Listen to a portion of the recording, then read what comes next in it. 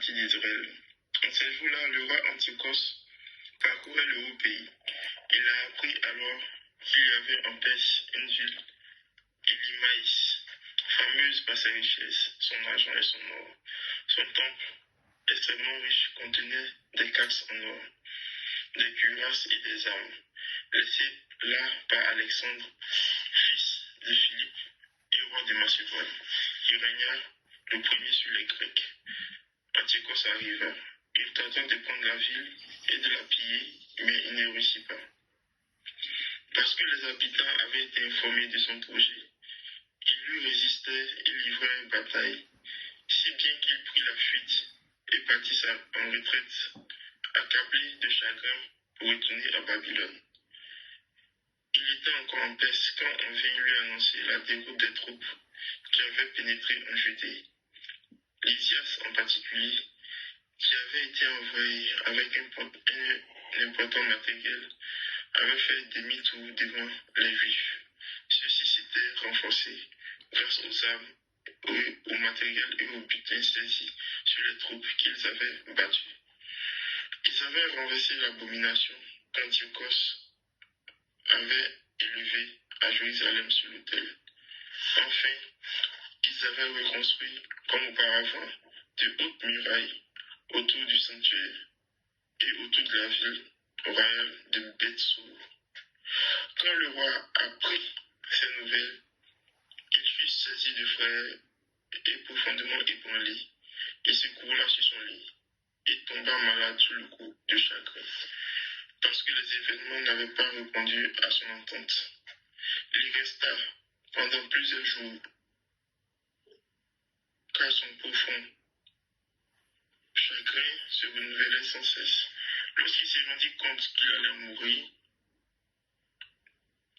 il appela tous ses amis et leur dit: le sommeil s'est éloigné de mes yeux, l'inquiétude accable mon cœur, et je me dis: à quelle profonde détresse en suis-je arrivé? Dans quel abîme suis-je plongé maintenant? J'étais bon et aimé au temps de ma puissance, mais maintenant je me rappelle le mal que je fais à Jérusalem. Tous les objets d'argent et d'or qui s'y trouvaient, je les ai pris. J'ai fait exterminer les habitants de la Judée sans aucun motif. Je reconnais que tous mes malheurs viennent de là. Et voici que je meurs dans un profond chagrin sur terre étrangère. Parole du Seigneur.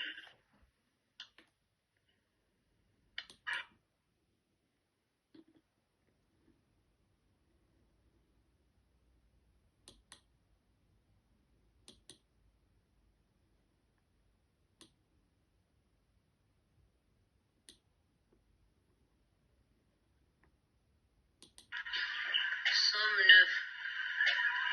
J'exulterai de joie pour ta victoire, Seigneur. De tout mon cœur, Seigneur, je rendrai grâce. Je dirai tes innombrables merveilles. Pour toi, j'exulterai, je danserai, je fêterai ton nom du Très-Haut. Mes ennemis ont battu en retraite devant ta face, ils s'écroulent et périssent.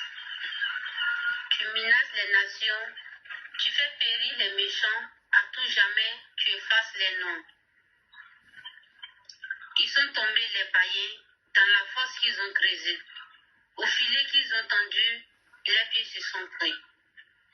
Mais le pauvre n'est pas oublié pour toujours. Jamais ne périt l'espoir des malheureux.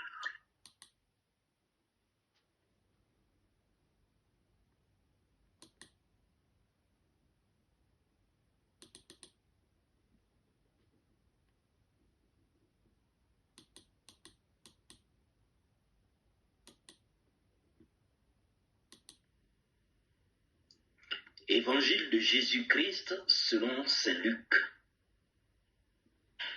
En ce temps-là, quelques Sadducéens, ceux qui soutiennent qu'il n'y a pas de résurrection, s'approchèrent de Jésus et l'interrogèrent.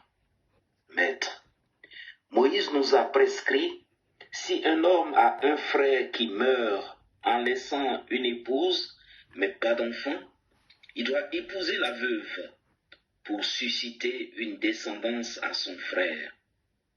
Or, il y avait 7 frères.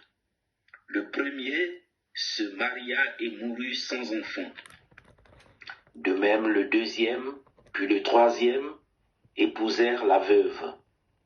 Et ainsi, tous les 7.